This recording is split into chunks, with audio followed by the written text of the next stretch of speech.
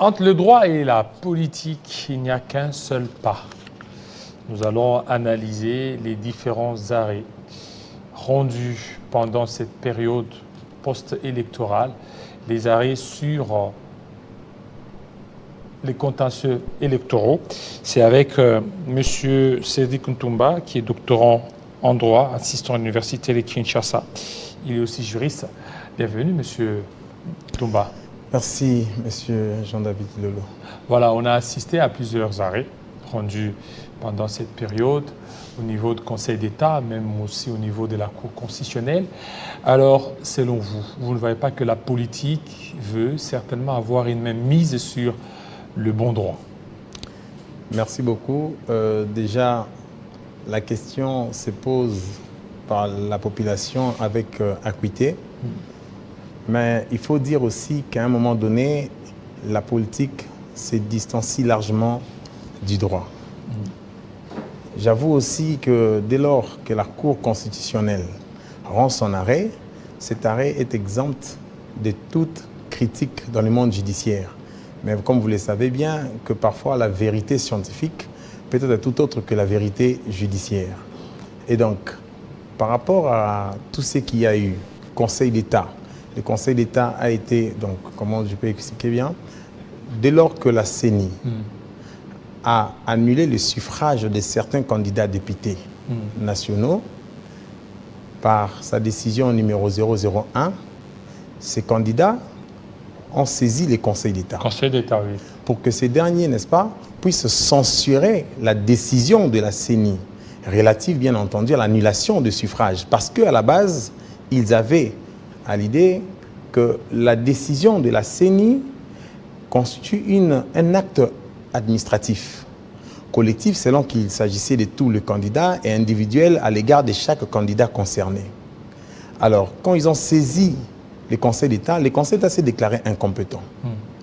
Mais scientifiquement, j'avoue que le Conseil d'État avait bel et bien raison de se déclarer incompétent. Pourquoi? Justement parce que le Conseil d'État est organisé, c'est-à-dire son organisation et son fonctionnement reposent sur la loi qui les crée, qui l'institue.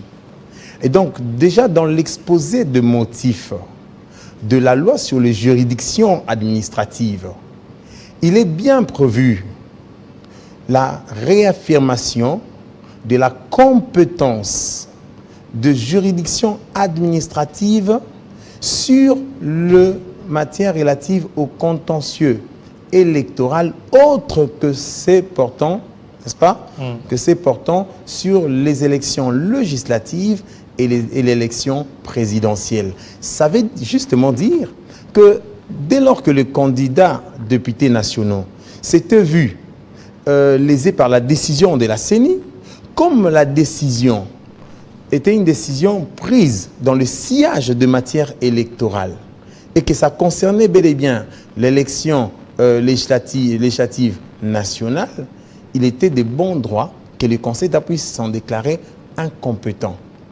Parce que c'est déclaré compétent, ce serait faire le contraire de ce que lui recommande la loi qui l'organise et la crée. Mais pourquoi elle doit être? Parce que nous savons que c'était une décision qui a été prise par une instance administrative, la CENI aussi. Exactement. Ça, il faut qu'on se le dise.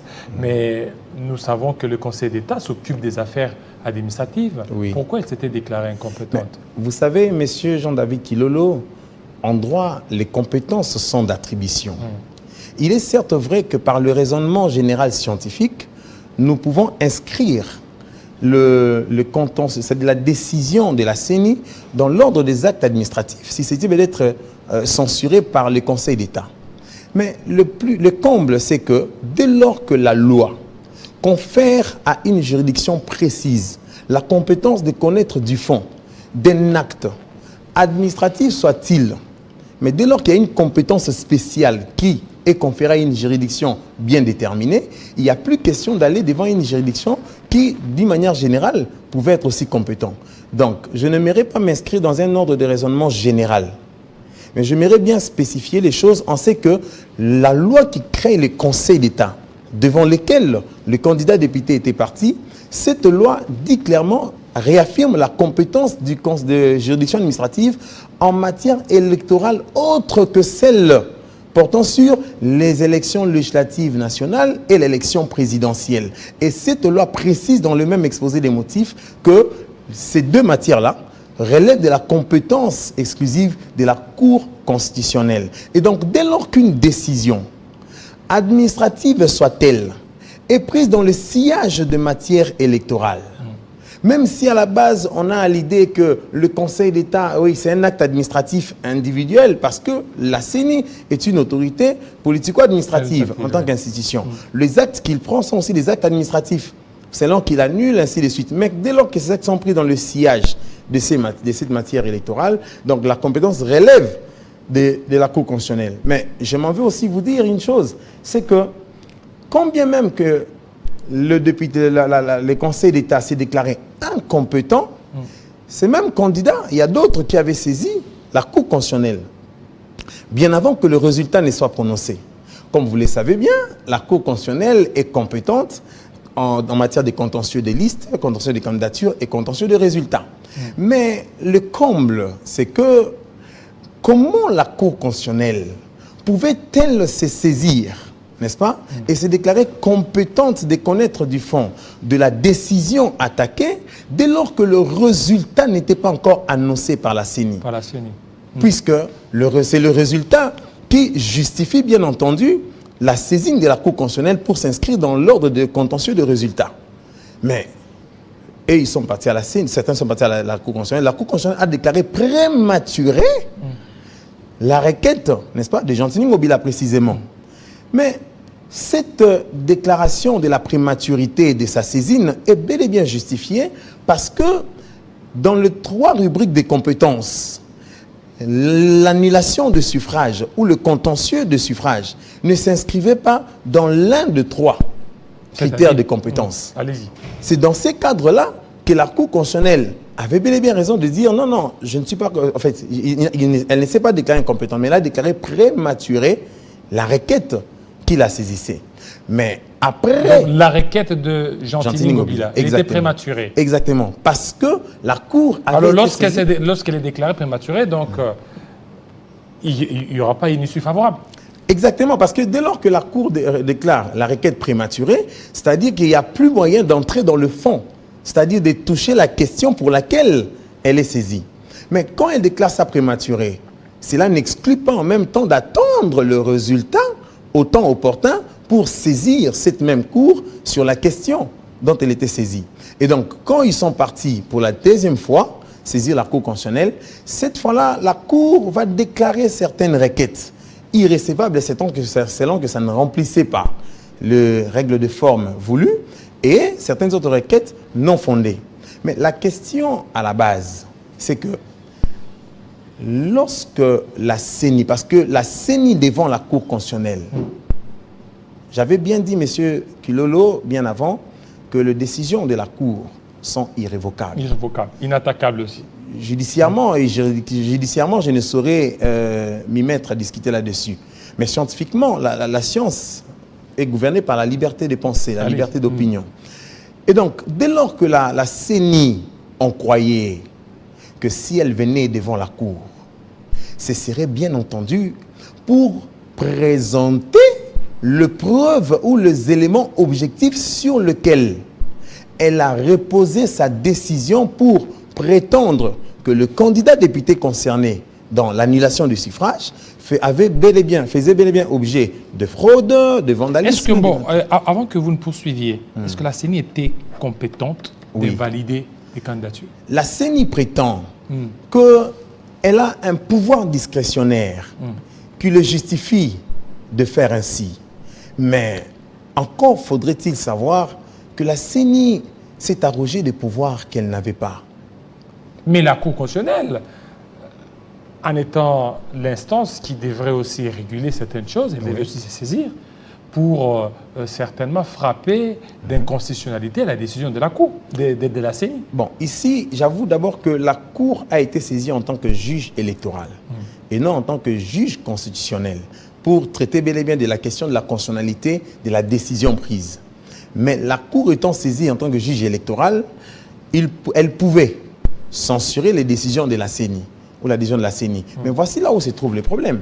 C'est que quand la CENI annule le suffrage de certains candidats, non seulement qu'elle ne dit pas combien de suffrages ces candidats avaient remporté, de telle sorte que si la Cour venait à statuer sur le bien fondé de sa décision et elle venait aussi à l'annuler pour le compte d'un candidat, la Cour pouvait bel et bien confirmer le voix ou le suffrage que la CENI avait reconnu à ces messieurs, quand bien même que ces suffrages furent annulés ou étaient annulés. Mais la CENI n'a pas annoncé le résultat de ces gens. Et aussi, la CENI, nulle part dans la loi électorale, la CENI n'avait la compétence ou n'a la compétence de censurer ou d'annuler les suffrages d'un candidat député, national ou provincial soit-elle. Le pouvoir discrétionnaire ne renferme pas ces pouvoirs-là, parce que je vous ai dit tantôt que les compétences sont d'attribution. Et donc, à partir du moment où la CENI n'a pas, il n'y a pas une disposition légale qui donne à la CENI la compétence de censurer ou d'annuler le suffrage d'un candidat, pour quelque motif que ce soit, la CENI avait fait preuve d'un excès de pouvoir. Voyez-vous? Maintenant... Et on peut aussi attaquer cet excès de pouvoir. Le plus grand problème est celui-ci, M. Jean Kilolo, M. David Kilolo. Vous savez, à l'ère de l'état de droit démocratique, prôné par le chef de l'État, il ne peut exister un acte administratif ou politique soit-il, bénéficiant de immunités juridictionnelles absolues. C'est-à-dire, tout acte, n'est-ce pas, est censurable. C'est dans cette mesure que le candidat avait saisi, les candidats députés avaient saisi le Conseil d'État, parce que la loi sur le Conseil d'État dit, dès lors qu'une décision administrative viole un droit fondamental ou une liberté publique, le Conseil d'État est fondé à prendre des mesures nécessaires à la sauvegarde du droit fondamental ou de la liberté publique. Et donc, dès lors que les candidats ont estimé qu'il y a eu leurs droits de défense qui ont été violés et que la CENI ne les avait pas entendus préalablement, il était tout à fait normal qu'ils partent saisir le Conseil d'État. Mais le Conseil d'État avait bel et bien raison de dire qu'il est incompétent, parce que la loi qui organise le référé liberté, c'est-à-dire la voie par laquelle le Conseil d'État peut annuler, prendre une mesure nécessaire à la sauvegarde du droit fondamental qui est violé par la décision administrative, donc le Conseil d'État c'est le cas incompétent, c'est normal. Parce que la Cour constitutionnelle aussi est une institution qui protège les droits fondamentaux, qui protège les droits fondamentaux en général. Et donc, vous remarquerez que quand bien même que la Cour constitutionnelle n'a pas encore mis à disposition de tout le monde l'arrêt prononcé sur la question, mais la CENI, qui a pris la décision la plus grave d'annuler le suffrage de ses candidats, n'a en un seul instant, devant la Cour, présenté un élément objectif sur lequel elle a fondé sa décision pour prétendre qu'il y avait fraude, qu'il y avait vandalisme. Mais la CENI a prétendu seulement qu'elle s'était saisie des dénonciations. Or, les simples dénonciations peuvent-elles conduire fondamentalement à l'annulation de suffrage d'un candidat? J'ai dit non. Non, parce que la CENI s'est fourvoyée. Elle s'est fourvoyée et la protection, certes, je vous ai dit, vous savez, à l'époque, M. David Kilolo, les actes d'assemblée aussi étaient qualifiés des actes de gouvernement et que c'était des actes qui échappaient totalement à la censure du juge. Mais à un moment donné, le juge constitutionnel a prétendu dans l'un de ses arrêts, a dit dans l'un de ses arrêts que dès lors que le droit fondamental est violé dans l'une de quelconque décision, quelle qu'en soit la nature, cette décision est censurable par elle en vue de la sauvegarde du droit fondamental. Vous voyez? Et donc, dès lors que le Conseil d'État, la Cour constitutionnelle déclare l'arrêt prématuré, et de l'autre côté, le Conseil d'État se déclare incompétent, il s'est créé, M. David Kilolo, un vide juridique. Je ne dis pas un vide juridique, mais j'ai dit un déni de justice. Mais cette fois-là, un déni de justice qui n'est pas créé par la Cour constitutionnelle, encore moins par le Conseil d'État, Mais déni de justice créé par le fait du déni de légiférer. Ça veut justement dire que dès lors que la loi n'a pas reconnu la compétence au Conseil d'État de censurer un acte prétendument administratif pris dans le sillage des matières électorales, précisément de l'élection législative nationale et l'élection présidentielle, et que cela a été octroyé, n'est-ce pas, comme compétence à la Cour constitutionnelle, la Cour constitutionnelle, du reste, déclare aussi la requête prématurée, voyez-vous, elle avait bel et bien la compétence parce que la loi sur la CENI ne nous dit pas que ne crée pas le contentieux de suffrage. Il y a le contentieux de liste, le contentieux des candidats et le contentieux de résultats. Mais dès lors que le Conseil, la Cour constitutionnelle déclare la requête prématurée, c'est justement parce que quand la CENI prend une décision d'annuler le suffrage, aucune disposition légale ne dit que la Cour constitutionnelle est compétente pour statuer sur le contentieux de suffrage. Ce n'est pas dit. Alors, comme ce n'est pas dit, on croit bien entendu à l'efficacité législative de cette nouvelle législature. On sait que certains écueils qui ont caractérisé la loi sur la CENI, certains dépassements de compétences dont la CENI en a fait preuve, seront bel et bien palliés par cette nouvelle législature. Et donc, vous comprendrez avec moi que si la Cour constitutionnelle, devant la Cour constitutionnelle, la CENI n'a su prouver elle a su démontrer un quelconque élément pouvant fonder la justification ou la justesse de l'administrativité de sa décision. Et donc, la Cour constitutionnelle ne pouvait pas confirmer, même s'il annulait la décision, sur base de quoi la Cour constitutionnelle pouvait reconnaître à ses candidats députés les suffrages qu'ils présentaient sur base des documents prétendument venant de la CENI. Parce que la CENI elle-même, quand elle dit qu'elle annule le suffrage, elle n'a pas dit quel est le nombre de suffrages annulés ou qu'avaient bénéficié ces candidats. De telle sorte qu'à mettre la Cour constitutionnelle dans une posture de, si elle annulait la décision, elle confirme. Or, le ministère public déjà, il disait de déclarer la requête non fondée en raison justement de pièces. Parce que vous présentez des PV, on ne sait d'où ça provient. La CENI n'a pas certifié ces PV. La Cour constitutionnelle ne pouvait pas non plus certifier le procès-verbal ou le procès-verbal de compilation venant de la CENI. Donc la CENI aurait peut-être délégué Ferenda, prochainement, la CENI aurait proclamé le résultat, annoncé le résultat. Si la compétence pourrait lui être accordée d'annulation, elle pourrait annuler, mais les résultats sont prononcés. À ce moment-là, le contentieux de suffrage s'inscrirait dans le contentieux de résultats. Et si la Cour devrait être saisie, elle ne déclarera aucune requête prématurée. Mais peut-être aussi, cela nous a donné une matière, cela a donné aux candidats, aux députés élus une matière.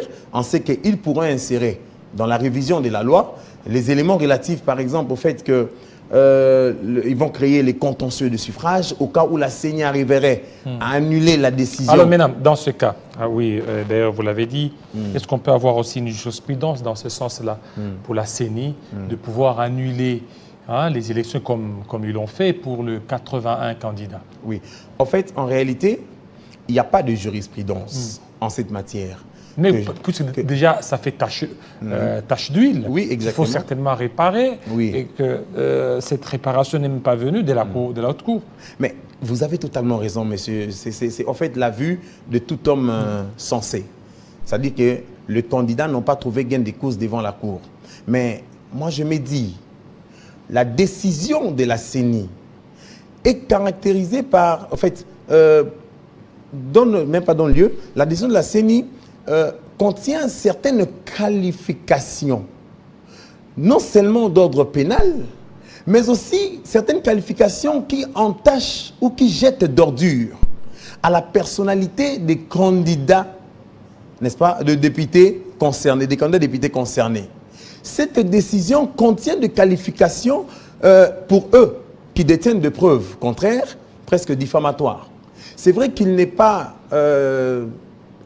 au fait, je dirais, ils ne sont pas placés d'aller saisir le parquet général, parce que le parquet général s'est aussi saisi de la question de la fraude. Il demandait déjà de lever des immunités de certains candidats concernés, de certains députés concernés. Mais la décision là, la CENI a pris sa décision. Les candidats députés pourront, quand bien même qu'ils n'ont pas trouvé gain de cause devant la Cour constitutionnelle, ils sont à même de saisir le parquet général. Ils peuvent saisir le parquet général. C'est ce que j'ai dit. Donc l'ébauchable, les autres. Ils peuvent saisir le parquet général. Maintenant, cette fois-là, pourquoi? Pour diffamation. Diffamation parce que les qualifications qu'on dit... vous êtes impliqué... ils ne seront pas rétablis. Je peux finir mon idée. Vous savez, c'est vrai que la loi sur la CENI a créé aussi une certaine barrière parce que tous les membres de la CENI sont justiciables de la Cour de cassation. Et donc, la Cour de cassation n'est pas saisie par citation directe. Elle ne peut que l'être par voie d'une citation à prévenue et donc le parquet doit instruire. Mais vous savez bien, quand le parquet instruit, avec tout le temps que ça prend, il y a une certaine stigmatisation, un étiquetage que la décision a créé contre ces candidats députés. Mais s'ils ne saisissent pas le parquet général, n'est-ce pas, ils peuvent saisir le tribunal de grande instance pour la réparation et dommages et intérêts causés par le fait de qualification presque diffamatoire, téméraire et vexatoire, reposant sur l'adhésion de la CENI. C'est vrai que la décision, elle est déclarée presque, les requêtes sont déclarées non fondées. Le tribunal de grande instance ne va pas statuer sur le bien fondé de la décision. Non. Parce qu'il n'en a pas la compétence. Mais dès lors que M. David Kilolo prend une décision, M. Jean-Marie Kassamba prend une décision qui est presque administrative à votre égard, en disant que monsieur, vous avez volé, vous avez dans son acte administratif. C'est vrai que l'acte administratif est censuré devant les juges administratifs, mais si les juges administratifs ne disent mot, la réparation, n'est-ce pas, doit venir de qui? Si l'acte ne relève pas de la compétence du juge administratif, comme il en est le cas avec la décision de la CENI, le juge du tribunal de grande instance peut justement voir quels sont les qualificatifs presque diffamatoires, quels sont je dirais pas quand on dit vous êtes auteur de corruption, vandalisme, de matériel électoral et autres. Donc, ça doit s'éprouver. La CENI ne viendra pas devant le tribunal de grande instance, devant le tribunal de l'ordre judiciaire, confirmer sa décision comme il l'a fait. Parce que là, on n'est pas dans le contentieux de décision ou de la régularité de la décision prise. On est dans un contentieux de réparation. Puisque le Conseil d'État s'est déclaré incompétent, la Cour constitutionnelle, même si elle a déclaré non fondée ou le requête irrécevable, elle n'avait pas été saisie pour réparation, puisqu'elle ne pouvait pas. Vous voyez, elle est saisie par voie de requête pour voir le bien fondé de la décision. Mais ces candidats députés, quand ils fournissent des preuves, je vous fournis, M. David Kilolo, PV de compilation, ça vient d'où? Qui a certifié ces documents? Maintenant, comment la Cour peut forger sa conviction sur ces documents qui n'est pas certifié de la CENI, qui ne vient pas non plus d'elle? Donc vous comprenez que les candidats étaient dans une zone d'insécurité, une zone de risque. Mais pour extirper cette enveloppe d'étiquetage, de fraudeurs, cette enveloppe de stigmatisation créée par la décision, ces candidats, c'est vrai, on est dans un domaine à cheval entre la politique et le droit, mais je vous dis que le droit, c'est ce qui doit être. Et donc, ces candidats députés, s'ils saisissent le tribunal des grandes instances pour réparation, n'est-ce pas, réparation des dommages causés par le fait des qualifications diffamatoires qui reposent sur la décision, le tribunal de grande instance, messieurs David Kilolo, ne va pas contrôler la régularité de la décision. On regarde le qualificatif. Monsieur, pouvez-vous prouver? Parce que déjà, ils ne vont pas attaquer en justice, monsieur David Kilolo, le président de la CENI. Parce que la décision, me semble-t-il, résulte d'une plénière, même si le président en endosse la responsabilité en tant que président de l'institution. Mais cette décision, elle est décision d'une institution. Et la CENI est une personne morale. En tant que telle, elle peut répondre en justice. On peut la signer en réparation des dommages causés pour le fait des qualifications de fraude et autres. Et devant le tribunal de grande instance, je dis bien, la CENI ne viendra pas pour confirmer sa décision comme il l'a fait à la Cour constitutionnelle, on ne fournit aucune preuve. On prend les choses avec extrême légèreté, M. David Kilolo. On s'est dit, écoutez, on peut sanctionner pour fraude, même si on n'en a pas la compétence. Mais le revers de cela, les retombées, l'étiquetage de fraude est resté collé sur la peau de M. David Kilolo, de M. tel, des gouverneurs tel. Alors que M. David Kilolo, ce qu'il faut savoir, dès lors que la CENI prétendait détenir des éléments de preuve de prétendue fraude et vandalisme des matériels électoraux, la loi, l'article 31 de la loi qui l'organise, recommande à la CENI de requérir aussi des renseignements auprès des autorités locales. Voyez-vous, dès lors que, vous savez que même après les élections, même aussi après la proclamation, il y a d'autres personnes qui ont été arrêtées avec des matériels, avec des devs, avec des machines électorales, arrêtées, transférées au parquet, qui sont même à Makala, mais la CENI n'est pas au courant de ça. Mais les candidats, d'autres candidats députés détenaient des autorisations de lever copie de procès-verbaux sur lesquels ces gens-là arrêtés avec des devs furent entendus. D'ailleurs, d'autres candidats dont j'étais les noms avaient, c'est-à-dire, ils ont même des procès-verbaux sur lesquels certaines personnes, ou certains auteurs de détention du matériel électoral demandent pardon. C'est-à-dire, ils leur font des amendes honorables en leur disant, écoutez, on a été instigé par tel monsieur pour se faire.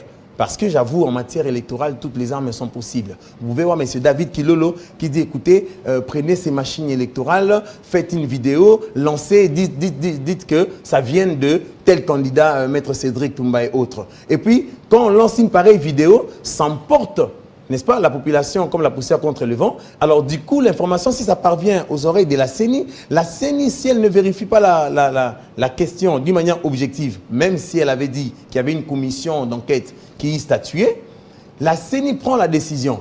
C'est ainsi que moi, je crus que la décision avait été prise avec extrême légèreté, parce que si c'était sérieux, la CENI aurait présenté, même devant la Cour, de preuves sur lesquelles elle a reposé sa décision pour de prétendues fraudes et autres. Et donc, je vous dis... Pour terminer. Je vous dis, c'est vrai pour Chité, c'est vrai que même s'ils partaient au tribunal des grandes instances, ils ne vont pas être rétablis, n'est-ce pas, dans leurs droits comme députés et autres, mais ils peuvent bénéficier de la réparation due. Justement parce que s'ils sont réparés, je sais que si un candidat député détient un jugement, parce que ça dépend aussi du courage, de l'audace du juge. Si un candidat député détient un jugement qui condamne la CENI à lui verser 1 million de dommages et intérêts pour de faits presque des qualifications diffamatoires, reposant sur sa décision telle, je crois à suffisance de conviction que la CENI ne pourra plus récidiver. Et donc, l'opportunité que nous a donnée la présente législature, c'est que ça nous a montré certains écueils, comme je disais, qui caractérisent notre loi électorale, et que prochainement, cela ne va plus se refaire. Donc, merci beaucoup, Maître Toumba, pour ces belles analyses. Hein. Merci. On a senti la matière. Si on était à l'université, on dit litière. En tout cas. Merci beaucoup. Alors, on va suivre un autre politicien, Nicolas Kayembe. Ça, c'est Télé 50 de l'information.